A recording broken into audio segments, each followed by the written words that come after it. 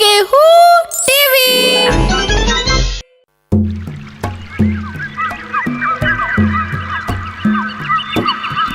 ନଈକୂଳରେ ଗୋଟିଏ ଜାମୁକୋଳି ଗଛ ଥିଲା। ବର୍ଷା ଦିନ ଆସିଲେ ସେ ଗଛ ମିଠା ମିଠା ଫଳରେ ଭର୍ତ୍ତି ହେଇଯାଏ।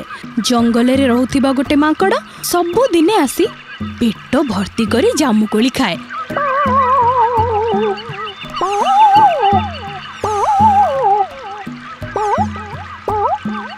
ହେଲେ ମାଙ୍କଡ଼ ମନରେ ଗୋଟେ ଦୁଃଖ ଥାଏ ଯେ ତାର କେହି ସାଙ୍ଗ ନଥାନ୍ତି। ଦିନେ ମାଙ୍କଡ଼ ଗଛ ଉପରେ ଥାଇ ଦେଖିଲା ଗୋଟେ ବଡ଼ କୁମ୍ଭୀର ନଈରୁ ଉଠି ଆସି ଗଛ ତଳେ ପାଟି ପାକୁ ପାକୁ କରୁଛି। ତହୁ ମାଙ୍କଡ଼ ପେନ୍ଥାଏ ଜାମୁକୋଳି ତଳକୁ ପକେଇଦେଲା। ଆହା କି ମିଠା! ଆଉ ଖାଇବ? ପକାଅ ଆଉ ଦିଟା, ଭାରି ସୁଆଦିଆ। ମାଙ୍କଡ଼ ପୁଣି ପେନ୍ଥାଏ ଜାମୁକୋଳି ତଳକୁ ପକେଇଦେଲା। କୁମ୍ଭୀର ମନ ଖୁସିରେ ପୁରା ଖାଇଲା। ତାପରେ କୁମ୍ଭୀର କହିଲା, ମୈତ୍ରେ ଆଉ ଦି ପେନ୍ଥା ପକାଅ, ତମ ମୈତ୍ରାଣୀ ପାଇଁକି ନେବି, ସିଏ ଭାରି ଖୁସି ହବ। ମାଙ୍କଡ଼ ତ କେବେଠୁ ସାଙ୍ଗଟେ ଖୋଜୁଥିଲା। କୁମ୍ଭୀରର ମୈତ୍ର ଡାକରେ ତା ପେଟ ପୁରିଗଲା। କହିଲା, ଆଜି ମୁଁ ତୁମ ଭଳି ସାଙ୍ଗଟିଏ ପାଇ ବହୁତ ଖୁସି ହେଇଛି। ନିଅ ମୈତ୍ରେ, ପେନ୍ଥାଏ କାହିଁକି, ଆଉ ଦୁଇ ପେନ୍ଥା ବି ନେଇଯାଅ। ମାଙ୍କଡ଼ ଆଉ ଦୁଇ ପେନ୍ଥା ଜାମୁକୋଳି ତଳକୁ ପକେଇଦେଲା। କୁମ୍ଭୀର ମହାଆନନ୍ଦରେ ଜାମୁକୋଳି ଧରି ନଈରେ ପଶିଗଲା। ଆଉ ମାଙ୍କଡ଼ ଚାଲିଲା ଜଙ୍ଗଲ ଭିତରକୁ।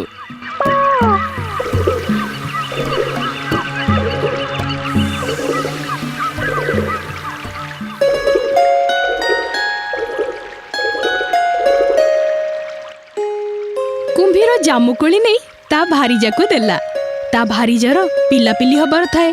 ମନ ଆନନ୍ଦରେ ସବୁ ଜାମୁକୋଳି ଖାଇଦେଲା। ଆଉ କହିଲା, ହଇ ଶୁଣୁଛ, କଣ ହେଲା? ସେ ମାଙ୍କଡ଼ କଣ ସବୁଦିନ ଆସି ଏ ମିଠା ଜାମୁକୋଳି ଖାଏ? ହଁ, ପେଟ ଭର୍ତ୍ତି କରି ଖାଏ। ସତରେ? କାହିଁ, କଣ ହେଲା କି? ଏ କୋଳି ତ ଏତେ ମିଠା, ୟାକୁ ଯିଏ ସବୁଦିନ ଖାଉଥିବ ତାର କୋଳି ଯେ କେତେ ମିଠା ନ ହେଇଥିବ। ହଁ, ସତ କଥା ତ। ତମେ ଗୋଟେ କାମ କର ମ, ସେ ମାଙ୍କଡ଼କୁ ଆମ ଘରକୁ ନିମନ୍ତ୍ରଣ କରି ଆଣ। କହିବ ତମ ମୈତ୍ରାଣୀ ତମକୁ ଥରେ ଦେଖିବାକୁ ଚାହୁଁଛନ୍ତି। ଥରେ ସେ ଆସିଗଲେ ଆମେ ତାକୁ ମାରି ତା ସୁଆଦିଆ କଲିଜାକୁ ଖାଇବା। ଭାରି ମଜା ହବ। ହଁ, ସତ କଥା ତ। ମୁଁ କାଲି ତାକୁ ନେଇ ଆସୁଛି। ତା ପରଦିନ ସକାଳ ହେଲା।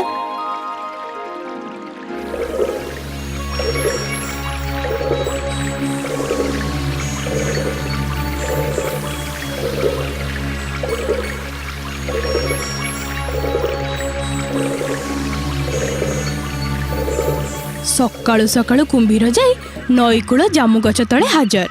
ସେଠି ସେ ମାଙ୍କଡ଼କୁ ନ ପାଇ ବିଚଳିତ ହୋଇ ପଡ଼ିଲା। ଭାବିଲା, ଆଜି ସେ ମାଙ୍କଡ଼ ଆସିବନି କି ଆଉ? ସକାଳ ଯାଇ ଖରାବେଳ ହେଲା। କୁମ୍ଭୀର ଭାବୁଥାଏ ମୋ ଯୋଜନା ବୋଧେ ଫସର ଫାଟିଯିବ। ଏମିତି ଭାବୁଥାଏ, ହଠାତ୍ ଦେଖିଲା ମାଙ୍କଡ଼ ଆସି ପହଞ୍ଚିଲା। ମାଙ୍କଡ଼କୁ ଦେଖି କୁମ୍ଭୀର କହିଲା, ମୈତ୍ରେ, କୋଉଠି ଥିଲ ଏତେ ବେଳ ଯାଏ? ମୁଁ ସକାଳ ପହରୁ ତମକୁ ଅପେକ୍ଷା କରି ବସିଛି।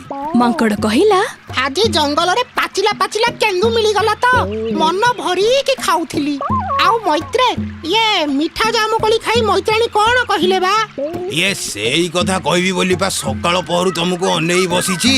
ଜାଣିଲ ମୈତ୍ରେ, ମୋ ଭାରିଜା ମାନେ ତମ ମୈତ୍ରାଣୀ ଏ ମିଠା ଜାମୁକୋଳି ଖାଇ ଏତେ ଖୁସି ତମକୁ ଟିକେ ଦେଖିବ ବୋଲି ଡକେଇ ପଠେଇଛି। ଇଏ ମୈତ୍ରେ, ମୁଁ ତ ତମ ଭଳି ପହଁରି ଜାଣିନି। ଆରେ ମୈତ୍ରେ, ତମେ ମୋ ପିଠିରେ ବସ ନା, ମୁଁ ତମକୁ ନେଇଯିବି। ତମ ମୈତ୍ରାଣୀ ସାଙ୍ଗରେ ଦେଖା କରେଇ ସଞ୍ଜ ଆଗରୁ ଛାଡ଼ି ଦେଇ ଯିବି। ହଉ ତାହେଲେ ଚାଲ ଯିବା। ଯେମିତି ମାଙ୍କଡ଼ ଯାଇ କୁମ୍ଭୀର ପିଠିରେ ବସିଛି, କୁମ୍ଭୀର ସାଙ୍ଗେ ସାଙ୍ଗେ ନଈ ଭିତରେ ପଶି ଖୁବ୍ ଜୋର ଜୋରରେ ପହଁରିବାକୁ ଲାଗିଲା।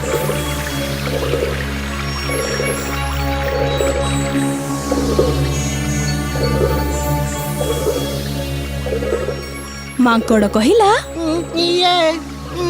ଇଏ ମୈତ୍ରେ ଟିକେ ଧୀରେ ଧୀରେ ଚାଲ, ମତେ ଡର ଲାଗୁଛି ପା। ଆଉ ଡରିଲେ କ'ଣ ହବ ରେ ମୂର୍ଖ? ଆଜି ମୋ ଭାରି ଯାଉ ମୁଁ ତତେ ମାରି ତ ସୁଆଦିଆ କଲିଜା ଖାଇବୁ। କୁମ୍ଭୀର ଆଉ ମାଙ୍କଡ଼ ସେତେବେଳକୁ ମଝି ନଈରେ। ଏକଥା ଶୁଣି ମାଙ୍କଡ଼ର ହଂସା ଉଡ଼ିଗଲା।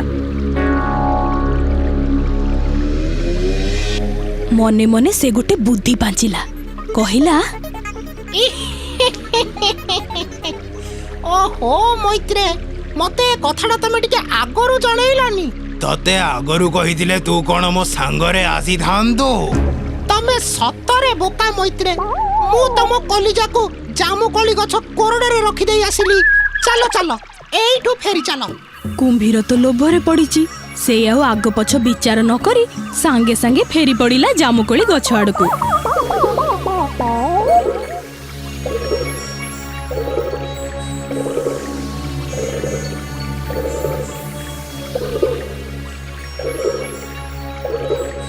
ଯେମିତି କୁମ୍ଭୀର ଆସି କୂଳରେ ପହଞ୍ଚିଛି, ମାଙ୍କଡ଼ ଏକ ଶକ୍ତ ଡିଆଁ ମାରି ଯାଇ ବସିଗଲା ଜାମୁକୋଳି ଗଛ ଡାଳରେ। ଆଉ ହସି ହସି କହିଲା, କେଡ଼େ ବୋକାରେ ତୁ କୁମ୍ଭୀର।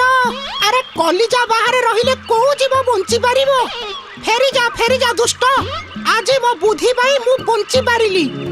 କୁମ୍ଭୀର ବିଚାରା ଅଲାଜୁକ ଭଳିଆ ଜୁଳୁ ଜୁଳୁ ହେଇ ଅନେଇଥାଏ।